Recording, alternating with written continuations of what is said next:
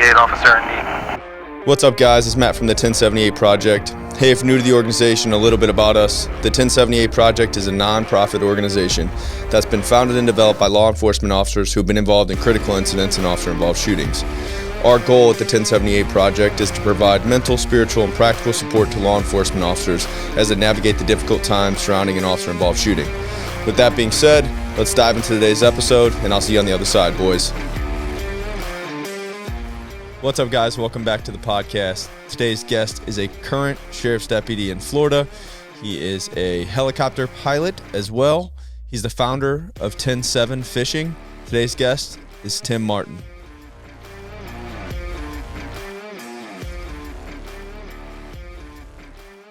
So from the time that you start your career until the time that you get into the helicopter unit, did you do anything else, or were you just on the road the whole time? I was on the road, and I joined what we call it our field force unit, which does we train in riot control, and then we also train in search and rescue stuff. So we did obviously way more search and rescue stuff. I was deployed, I think, twice to 2 different universities for some so-called controversial speaker coming that they wanted a presence there. Yeah, now you're speaking our language. Yeah. But other than that, it was all search and rescue stuff. So anywhere from, I've been walking down the side of the road with a metal detector looking for projectiles in a murder case to, I hate to say, I located a handful of people who decided to walk out in the woods behind a house and kill themselves, to, missing kids or dead bodies, lost hikers, anything like that, That was, there's times when that was fun because you'd go out in a large group and, comb through an area in the woods and got certified on, what they call certified on riding ATVs and side-by-sides and all that sort of stuff to go and, do these searches and stuff. So, it was a good unit to be on to kind of, and you were in a semi-on-call status every other month. So it was a good unit to get on to be used to an on-call status and kind of being ready to have your phone ring when still inconvenient and stuff like that. Yeah, so we got to talk about those people that we talked about this when I was in Florida. The people that live in the forest people or whatever. What are they called? You guys have a name for them. Rainbow people. Yeah, rainbow people. All right, you got to explain the rainbow people to everybody else. Let's see. Let's take a quintessential 60s, early 70s hippie and then grow them into an ultimate hippie. They just live in tents and campers in the middle of the woods, live off the land, free love. They have kids that don't go to school, and they're just a group of free spirits, I guess. I don't know. Yeah, they're interesting. So it's a whole commune of people? Yeah. Yep. Yeah, I can't tell you how strong it is. It's probably at least at some point a couple hundred at a time, because they travel too across the state and stuff like that. So they're kind of a little mix of your sovereign citizen type too. Okay, and they stay I think we were specifically talking about the Ocala area, the national forest, and they try and, you guys try and kick them out, and then they just move to other places. Yeah, they just kind of up and move camp somewhere else, and we lucked out right now. They're in the part of the forest that's right on the other side of the line of our county, so there's somebody else's issue for the last year or so. But and the national forest for a few years, the national forest was their national gathering was held in the national forest in Ocala for a couple of years in a row.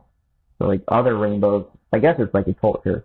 Other rainbows would come from different states to hang out and do drugs.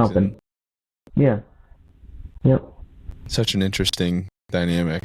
But I guess if people seen down there, it would totally make sense, because it is it's Oregon and Florida met each other. It's very, very, very rural. And the national forest is a national park. It's millions of acres of literal treed wilderness that They can purposely get lost out there and you'd never find them. And if you accidentally get lost out there, we do a lot of field force and helicopter looking for people who accidentally got lost in a million square acres of forest. So you guys would just get like a phone call from like a family member saying, "Hey, this guy went off on this path and we haven't heard from him for a period of time," and you guys would go out there and find him? Well, we try to, yeah. Yeah. Yep. Man, crazy. So how long were you in that unit for? Field force, a couple of years. I don't exactly remember how long, but a couple of years. And then when I started on the helicopter unit, they worked like so hand in hand that I couldn't be on call for that unit and the helicopter unit because we could be going to the same thing. So they said basically like, you're done on the field force unit, you're going to be on the helicopter unit. And there are some other units like that too. You can't be on like this unit and this unit at the same time because it doesn't make sense. Yeah. I started on a helicopter unit a few years into my career, only part-time, like covering people for vacation and things like that, and did that for a few years, well, more than a few years, and then finally got picked up by the unit full-time like about a year and a half ago now. So I don't patrol anymore on the road. It's all helicopter stuff now. What's a day in the life of a police helicopter pilot like? Like, what do you do? So we run 2 shifts. Right now I'm on a day shift mode. So that's a lot of like admin type work. We do fly, call for service, and if we get the chance to, we'll do an hour patrol flight, just do proactive patrol. So day shift is a lot of like, getting a hold of vendors that you need to get this thing fixed, or this thing is getting fixed, you calling them and like, how much longer, when's it going to be back to us, and, working with the mechanics and stuff like that. And I like to learn about stuff like that. So part of my day is a lot of just going to, because we have 4 helicopters. So one's always in some sort of rotational maintenance. So going and just hanging out with them and, trying to learn more about the helicopter, that side of it, of how the jet turbine works and all the other type of things. So it's a lot of, I don't know what to call it, but like that sort of like admin type work. And then night shift is, I would equate it to similar to like a firefighter type work. Like you do some admin stuff that you can get done. Like we have our little jobs that we're supposed to do. We're all responsible for certain things. They get done, and but a lot of it's kind of like the hurry up and wait. You're just kind of hanging out for a call for service. And then we do fly, we're required to fly a hour and a half patrol before midnight at some point and an hour and a half patrol after midnight at some point. Sometimes we can merge those with call for service or something like that. But if nothing else, we're at least going to fly 3 hours every night. So like a call for service would be like a vehicle pursuit or one of those like lost people out in the woods or something like that. Or someone bailed on foot, or, we do a lot of, Florida is known for, the elderly population. That's kind of a bread and butter call almost on a daily is you got an older person that, has dementia and wandered off from the house. So, yeah. Do a lot of that. What's your guys' success rate? Like, if you had to put a percentage on it, what's your success rate? If you guys get called out. That would be interesting to find out. Now, I would like to know a couple different numbers on it too, really, because they like to either do one of two things. They'll either call us way too early, and then they'll find the person like as pulling up to go, or they'll wait too long, and then it's, at that point it's drastically harder to figure out where this person went. You sound like a canine handler. Yeah, exactly right. Yeah. So yeah, the catch rate, I'd say we're well above 50%. For sure. That's pretty cool. What like a FLIR system and stuff do you guys use? Do you know? Yeah, we got the newest, latest, and greatest FLIR has out there. It's the 380 HCCX. The baddest one you can get without being in a Army or Navy or whatever they use. Who knows? Yeah. How much does a camera like that cost? $750,000. No way. Yeah. Oh my goodness, I didn't expect that much. I thought it'd be like $300,000-400,000. $750,000, and you have one on each of your 4 helicopters. We have, what do we have? 3 of them. We have 3 of them that we rotate because again, it's one of them is like always in some sort of like getting sent back to FLIR for Yeah. some sort of monthly service and stuff like that. So, yep. Are those the ones that have like so you have the thermal but the GPS is also like part of it? So as you're crossing streets, you're seeing the street names and the Exactly. blocks and radio. Yep. Yeah, dude, that's so cool. That'd be pretty legit, Yeah, man. we went from when I started asking like what the road deputies what street they were on to now we're the ones telling them, oh, you're on this street, you're right in front of house number blah blah blah. He's right in the backyard of this house number. Yeah, it's cool where it graduated to for sure.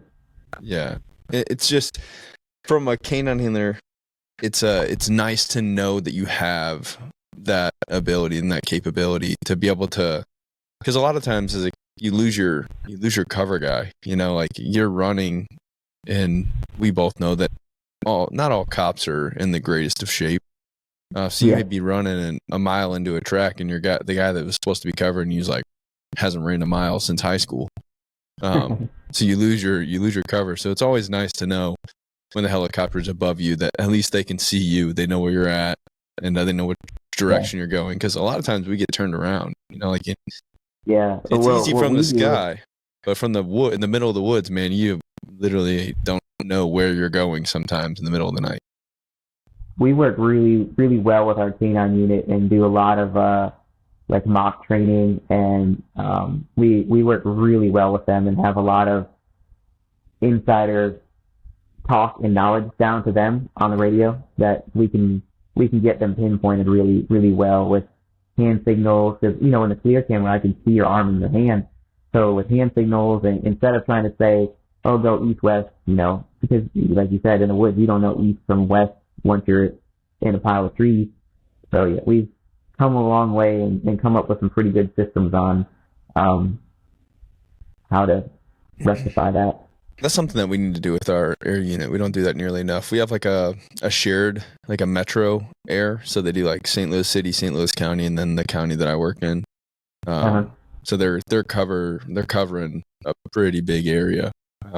So we've used them a lot lately. We had like a lot of stolen cars, like the Kia Boy type thing over the last couple years, and they were used pretty heavily to limit, like, mitigate as much risk in vehicle pursuits. Because when a helicopter's up there, the pursuing car doesn't have to be nearly as close and can kind of almost give the pursuit to the helicopter. And we do that too nowadays. We've gotten into the habit of, once we're over top and able to call the chase, they usually back off, and even sometimes to the point where they'll cut their lights and sirens, and we'll just follow it to wherever it decides to stop, and then they can be, within a half mile away, and when they bail out on foot, they can be right on top of them. That's awesome. Is that where you see the rest of your career being? You want to stay there? Yeah. It's so I've lucked out when they picked me up full time. They put me into pilot training. So I'm, agency sponsored, going through pilot training, and that's what I want to stick with, and I want to push through and go through all the way to get like my flight instructor certificate at the end of it too. That way I can be the one trying to help train up new pilots for the agency, and in the end, when I retire, I will have a great tool to go on and do some part-time something else somewhere else if I really hog want to. hunting in Texas, man. Heck yeah. So when you were part-time, were you just were you flying the helicopter, or were you more or less like helping guide and and operating the camera? Okay, so when you go full-time, then they start sending you to like the pilot school, and you have to get a certain amount of logged hours, I'm guessing, and under different circumstances, and daylight, night, stuff like that. Yep, all the FAA certificate stuff. But so still full-time right now. I'm not a licensed pilot yet, but so my full-time job is still full-time camera operator. And then all the other crews are dual pilots, so they just trade off and on. One day one flies, and the other day the other one flies. And how long is the pilot program?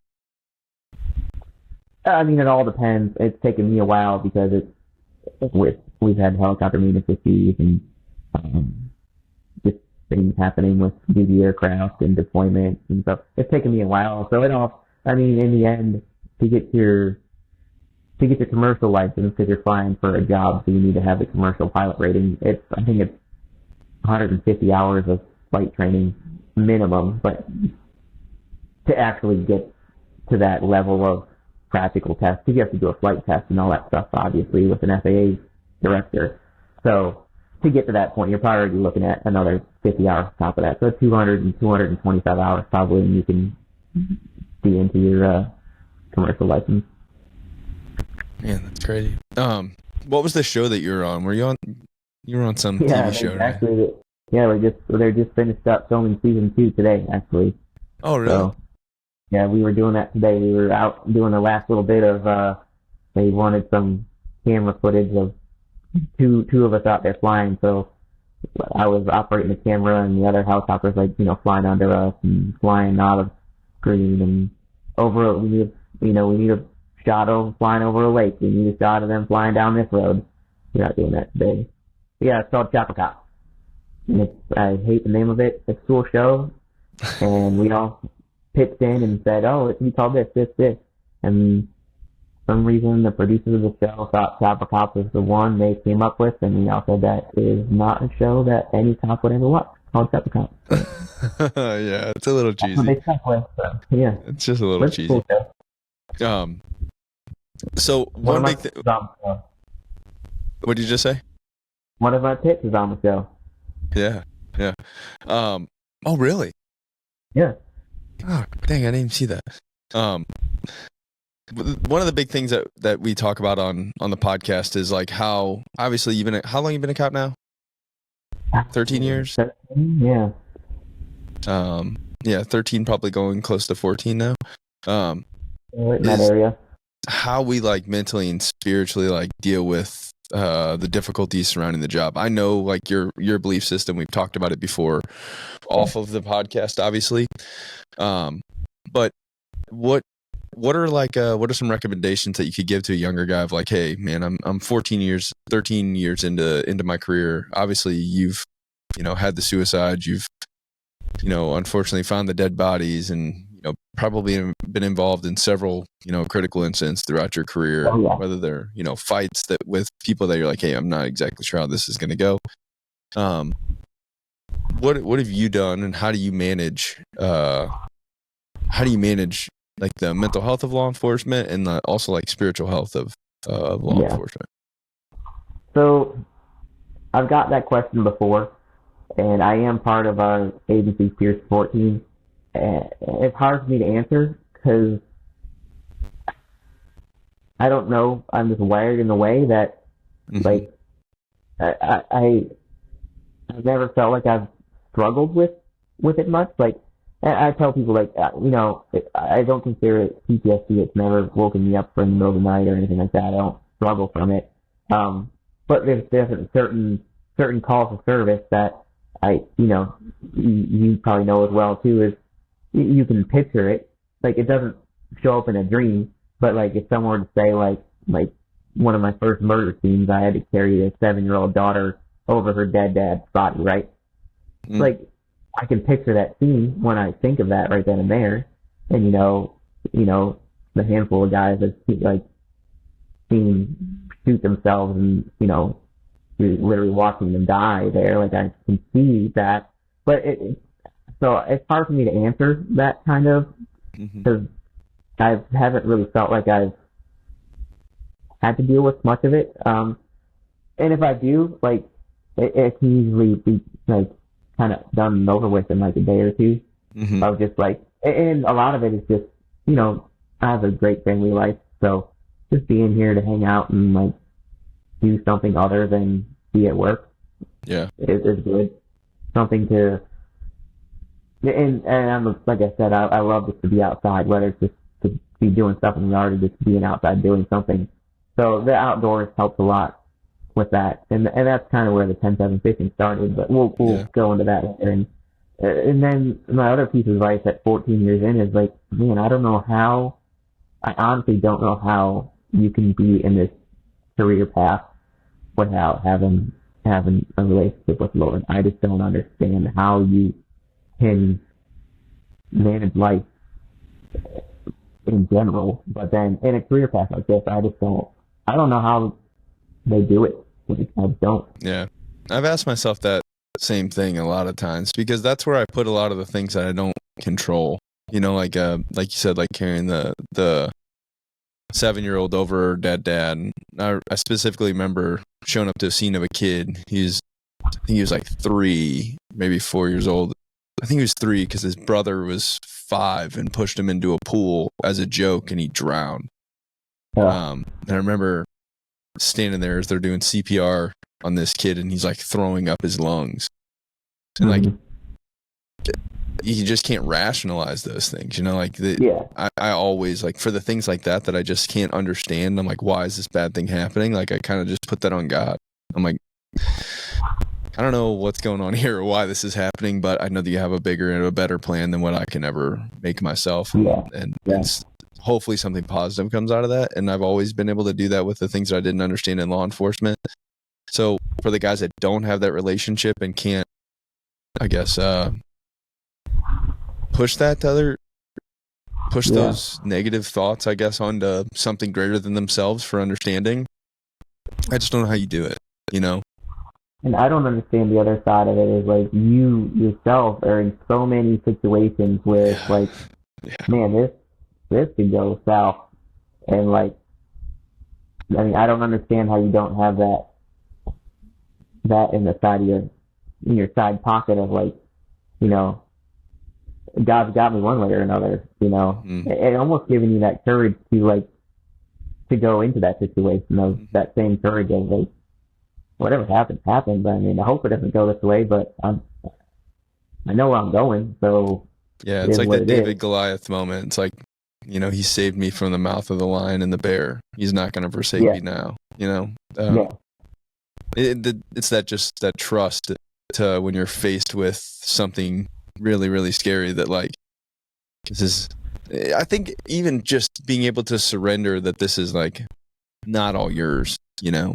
To be able to take that deep breath and be like, hey man, protect me, get me through this. And if you don't, you know, sorry for every bad thing I've ever done, and I look forward to meeting you soon. I don't know. You have to have it. And just all that stuff. And then going into, like, different times of major crime detective type work and stuff like that. I just don't understand how you can not have something like that to fall back on. And just, I mean, on the patrol, you see plenty of stuff, but you start getting ICAC and stuff like that, and you're seeing the worst of the worst at that point. Yeah. One thing I think is interesting that you mentioned, and I don't even think you really realized that you did. You're like, I have a fantastic home life. And I think for people that have that solid support system at home, I always tell people, like, your mental health journey in law enforcement starts at the house. If you're not good at home, you're not good at work. And, you know, again, you've been in law enforcement 14 years almost, so you've seen how many failed marriages and all the negative sides that this job has to offer. But for me, I have very similar thought process. Like, without my wife, without my church family, without my support system, I don't think I'd be able to do this job. I would agree. And another thing with the home life is I used to try and train, or at least get into younger guys, trainees' heads, is a lot of that home life is involved in your finances. Like, you know, every young cop comes out and you're buying a Camaro, a Charger, or a Dodge Ram truck, and, you know, he's buying AR-15s, and, you know, like, get your finances in order, because that's, like, in any household, that's, like, the biggest stressor there is that gets between you and your wife and all this stuff. And it's, you know, sex and money, dude, two largest stressors in marriages. Yep. And both easily controllable if you can get it figured out. Like, You can, if you That's a can good live within point. your means, and I told people to this day, like I still try to like use older cars, but I'll get in a boat payment before a car payment. Like whether I'm driving my 2005 Toyota to pick up the kids from school, or at 6 in the morning to drive the kids to school, or a brand new Escalade, I'm not going to be any happier about getting up and taking my kids to school in an Escalade than I am. And the kids don't care either. Like as long as they can pull the boat as long as it's there to pull the boat to the lake or the Gulf, then they don't care either. And again, like the kids don't care if it's a brand new Sportsman or if it's just a nice enough boat. You're not going to get stuck out in the middle of the water and they fish all day. Like you can have the nice things for your family, but you don't need to go into super debt and then work all these details and overtime to pay for it all. Yeah, it's a good point, man. It's like you've heard like the 5-gallon bucket analogy. Your brain is like a 5-gallon bucket. All the trauma fills up the bucket. All the normal things fill up the bucket, and like the undue stress of just financial stuff is just adding stuff to the bucket that's controllable and doesn't have to be in the bucket. And again, like you said, getting outdoors, having a hobby, finding something that you're passionate about and something that you want to do in a way to give back like you have through 10-7 is, I think, you're kind of checking a lot of the things off the list that like really are beneficial to your mental health. And maybe that's part of the reason why you feel like you've never really had like a big, like I don't want to use the word problem, but you never had a moment where you felt like, hey, this is really, really, really bothering me for, a long period of time, where you felt like you had like PTS type of like symptoms. And maybe because you're doing all of those things, you have a healthy marriage, you are financially stable, you have hobbies that you like to do, you have a relationship with God. So you're checking a lot of the things off the list that, probably a counselor would be telling you to do in the long run anyways. Yeah, I think you're probably right. Yeah, and I don't want to say it's come naturally that way, but I mean, my wife and I have been married for going on, I don't want to say it wrong, 17 years coming up now. So it's you better fact check yourself before we post this, so you can edit that. So you can edit that to be right. But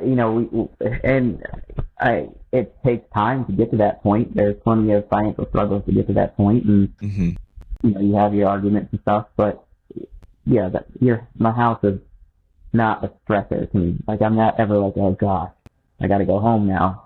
I'm ready to go home from work, and I don't want to say it's my place of solitude because I have a 7 and 10-year-old, so solitude is not the word I would use. But it sounds pretty good to me. I have a 3, 5, and a 1.5-year old. So yeah, it's a little bit more loud, I think. Yeah.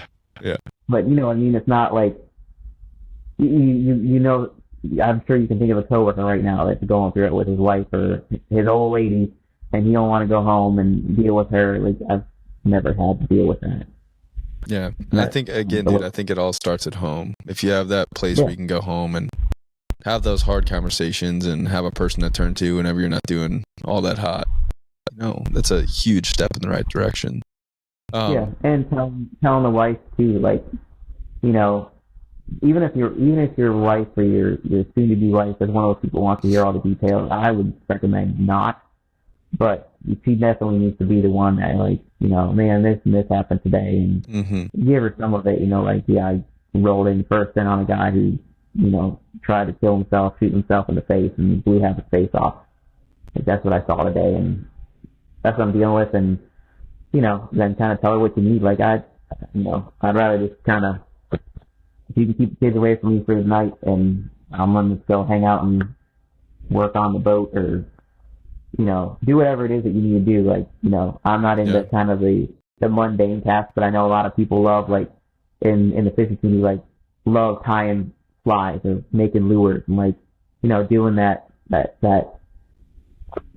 task calms them down. Like, so you just need that person that, and then you need to do that for her too sometimes too, but, someone that can kind of understand, but you don't want to, like, give them that stress either of give them the gory details of what you dealt with. But Yeah, it's like, how do you expect somebody to be sympathetic? Because that's what, like, a lot of guys will be like, oh, my wife just doesn't understand. Well, how do you expect her to if you don't kind of open up to her? And I'm just as guilty as every other cop. I always thought my wife lived in this like little bubble, and I never felt like I needed to tell her certain things because I never wanted to hurt her or make her anxious or for her to be scared of like what I do for a living.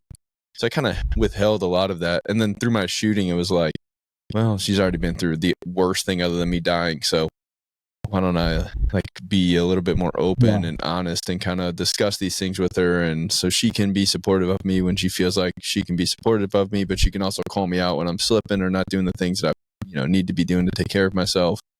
But guys never do that, and I think it's kind of a cop out for guys to be like, oh, my wife doesn't understand, she doesn't have an understanding of what I do. Let's jump into 10. Go ahead. I think you Go. you obviously become more and more callous, and things don't become a big deal to you because you see it repetitively. So that's part of the issue too. And I just had that realization just the other day.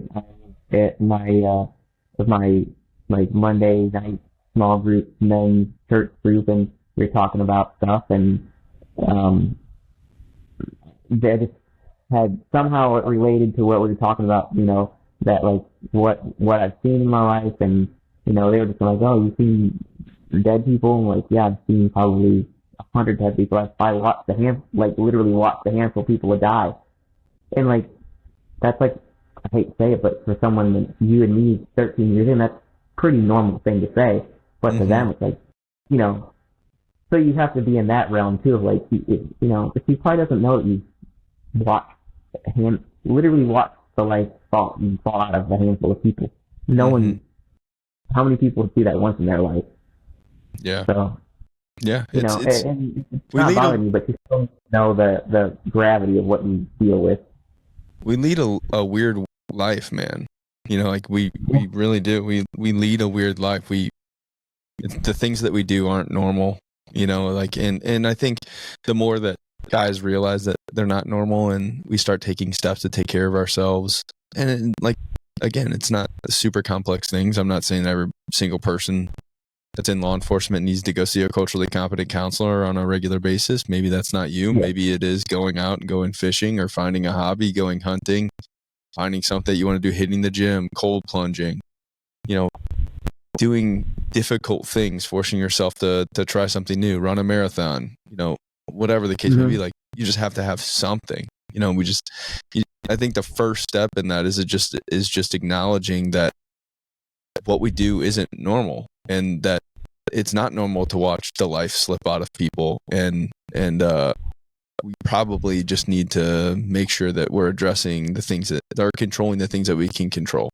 which is eat well, work out, take care of yourself, have a good home life, don't financially burden yourself, find a hobby, get a good group of men. Like you said, you're going to a men's group. Even if you're not religious, find a group of men that you trust, guys that you can talk to that can hold you accountable. Those things. Yeah, and speaking on that still is, you had mentioned about, she just doesn't understand me, she doesn't get it. That goes in hand, almost the next sentence is, and she's always griping at me for going golfing. She's always griping at me when I'm trying to go out and do this, that, or the other thing. Well, yeah. If you're not explaining it to her, she's not going to really get the fact that this is kind of your release to decompress. Like, she just thinks you're going golfing because you don't want to hang out with her for the day and you want to hang out with your boys. Like, they kind of go hand in hand. If she understood kind of what was going on, then she'd probably be more likely to. I mean, my wife knows. I mean, it's a completely different world now. I'm on a helicopter, but back in the patrol days, my wife knew like when I said, "Oh, I'm going to take the boat out by myself today," like on a Tuesday. She knew like that was a sign that the last week didn't go that well. Well, yeah, and that she would sometimes, well, don't you want to call this person that? Nope, I'm good. I need it by myself today. She'd understand. Like, okay. Yeah. So, yeah, they're not going to, if you have that line of communication and they kind of understand what you're doing, and they care about you, they're not going to be the one griping at you for going to do something to help your mental status. Yeah. Where did 10-7 fishing start? Well, first you can kind of tell everybody what 10-7 fishing is. Well, I'll do it all in one.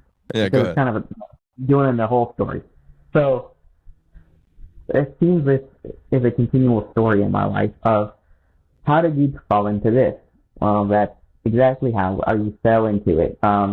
Me and a couple of my friends that I work with, zone partners that I'd known for a while, big into outdoor fishing, mostly fishing, and we would fish together, and on our days off, and then we said, oh, we should do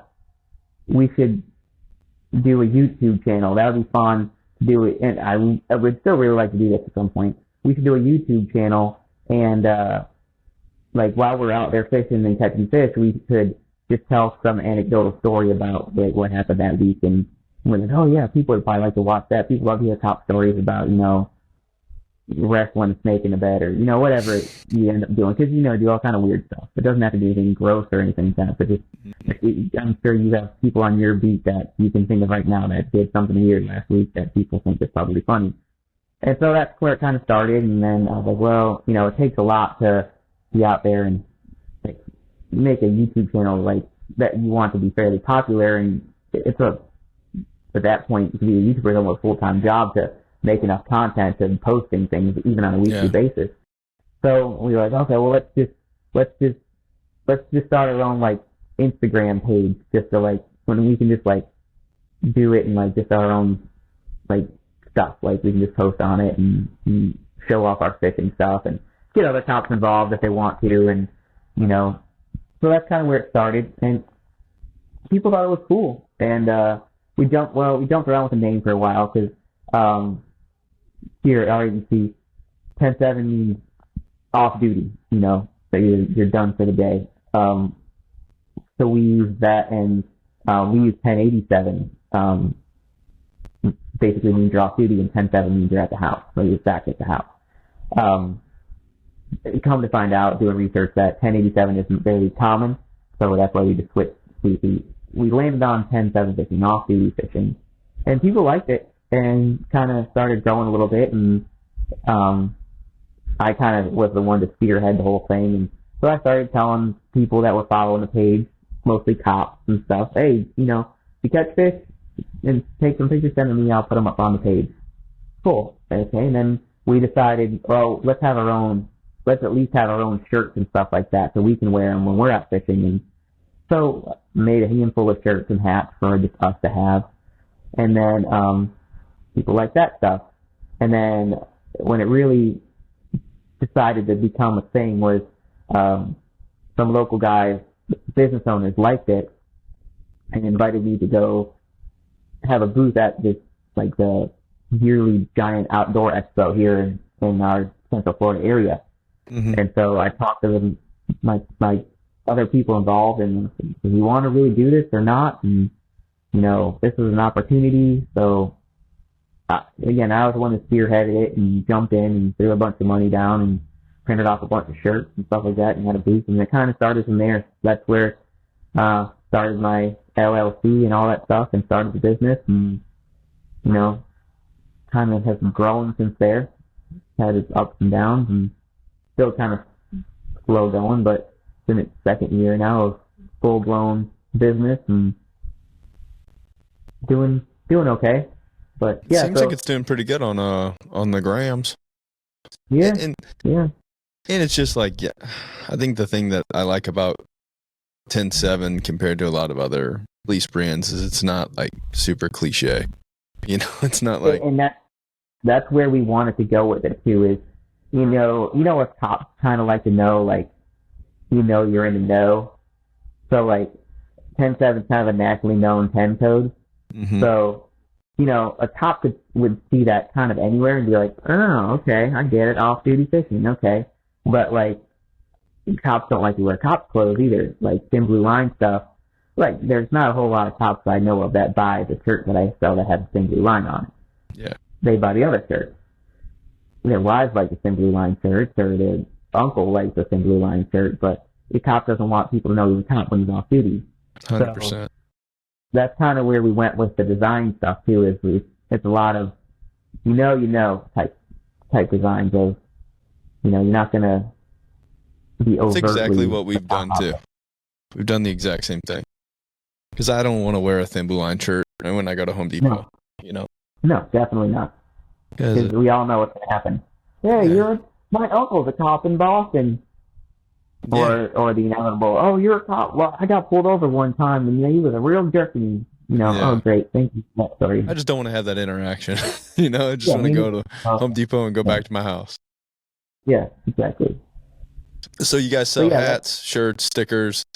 Hoodies in the winter, tank tops in the summer. Yeah. Men's and ladies stuff.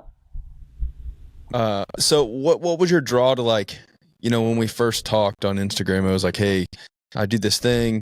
I'm trying to, like, do retreats and, like, send cops out to fish, and you were like 100% in. Is that something that you're trying to, like, morph 10-7 into? Is, like, not only you selling shirts, but also a lot of that's going back to the community, giving back to guys that have sacrificed? Yeah, so that's the whole goal of it, really. And in my haste and not looking into business savviness, I kind of hurt myself a little bit, forming myself as a LLC for-profit company instead of a non-for-profit like you guys are. So I still, don't make any money off of it whatsoever, and all the proceeds go back to get it to replenishing stock and or giving to like a monthly charity like.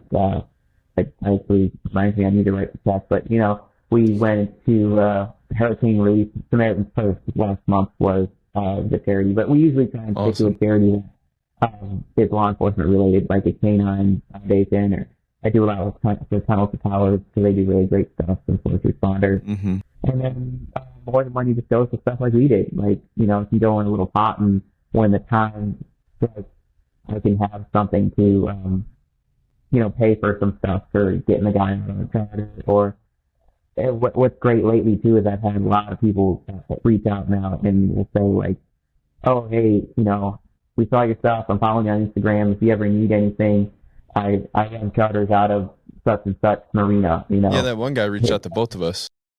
Yeah, hit me up, and I can't do multiple charters a week or a month, but if you ever need one, let me know. And so yeah, that's my goal for the company. Maybe my shorter long-term goal would be, I'd love to get out somebody out once a month, because and as well as I do, it's not about the trauma part. We were just talking about it's the resilience building too. Yeah. So not just, oh, well, you had a traumatic event, we're going to get you out. Like, these guys need to get out and do stuff like that on the regular. Mm-hmm. So kind of building a base of resilience and maybe finding out that, hey, I do like to be out on the water. I don't have a boat, but, I did like this, so I can figure out how to get in the kayak or just fish off the shore, something like that. So yeah, like sunlight and being outside and fresh air and doing something, hey, that actually made me feel better. It's interesting.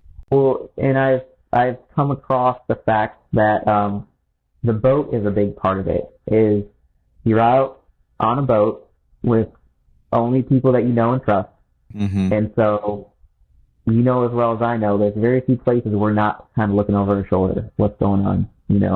Who's that who came in the door? What's going on over there? Why did that just catch my eye? Why there's movement over here? You're out there with your buddies and, maybe even charter captain, but he's not a threat. So you can, for 4, 5, 6 hours on the boat, you can actually let your guard down and just chill. Yeah. Yeah. It's awesome, man. I love it. It's one of the big things, one of the major components of 1078 that I really, really wanted to make a reality when we started it. Obviously, we like to do you're involved in a critical incident. Here's a care package. Here's some funds to make sure your wife can take off work with you or spouse can take off work with you. Here's some gift cards and all this other stuff and access to mental health resources. But again, it's like that building resilience thing. It's you guys outside. Let's get them doing something that they want to do. Let's give them something to look forward to. Give them an environment where they're surrounded by people that they can trust and that want the best for them and that can kind of build them back up. And it was very, very scary hopping on a plane and flying down to Florida, and kind of making that whole thing happen. But it was also probably one of the most rewarding things that we've done as an organization so far. And you're a huge part of it, and it wouldn't have been possible without you. So again, man, I'm really thankful. It wouldn't have been possible without you guys either. I mean, you guys set it up and dealt with travel and all that stuff. So I felt like I had the easy part. I just had to entertain these people and go do the fun stuff and get on a boat and rip around a lake and take them to a spring that, I mean, who doesn't want to go there, right? Yeah, for us, that's the hard part, though, man. I don't even know how to drive a boat. You know, I'd crash that thing. But you know, I for our audience, I hope they support you. I hope they, you know, reach out, buy some stuff. It's going to a good cause, to a guy whose heart is legitimately in the right place and wants the law enforcement community to be better. And so I hope our guys go out and they support you. I always will. And I really am grateful, and I know Matt's grateful too. There's been so many times where I've, like, you know, obviously we work together, so there's been times I've walked in the room and he's talking about the trip, or, you know, we seen this alligator, he's showing videos and all this other stuff. You and him are invited down anytime you want. Yeah, we'll do some redneck stuff anytime you want. Yeah, I think a little bit of redneckery is good for you every so often, man. I think 100%. Yeah. I think the man part of me needs to go do some redneck stuff at least once a year.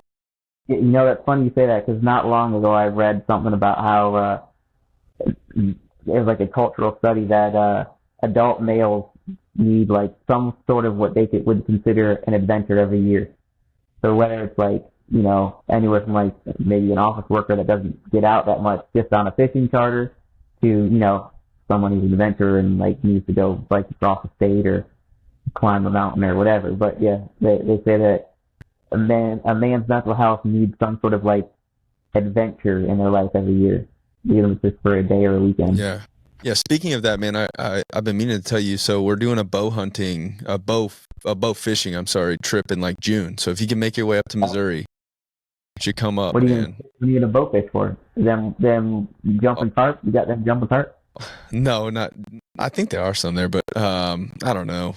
I got a buddy that loves doing it, and he's got a boat and the whole setup with the lights and everything, and we got a big cabin. We're gonna take some guys out there.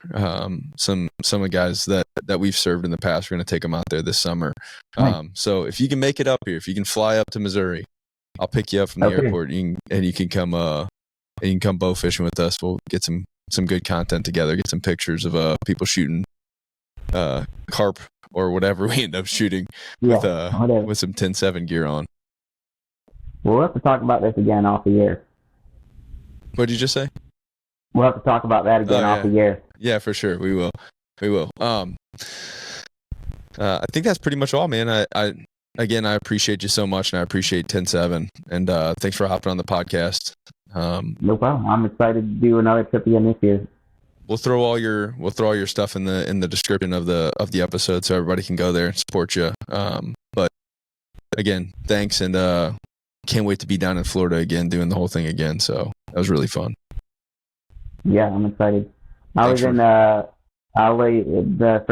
listeners in the podcast, I'll do a 10% discount we'll do 1078 pod for a 10% discount.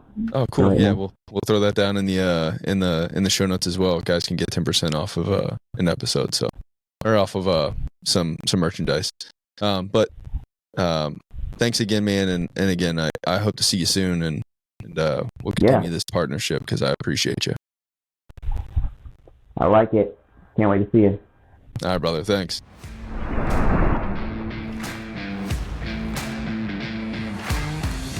What's up, guys? Thanks for hanging in there to the end of the episode. Hope you guys are enjoying Tim and 10-7 Fishing. Hey, if you like this hat, or you like this shirt, you want to get one for yourself, go to the Crafty Midwest Mom or go to our website, www.1078project.com. Go to the merch button. You can get one for yourself. I hope you guys are enjoying this episode. Super thankful for Tim coming on the podcast and what he's done so far with 10-7 Fishing as a partner with 1078. Until next week, I'll see you on the other side, boys.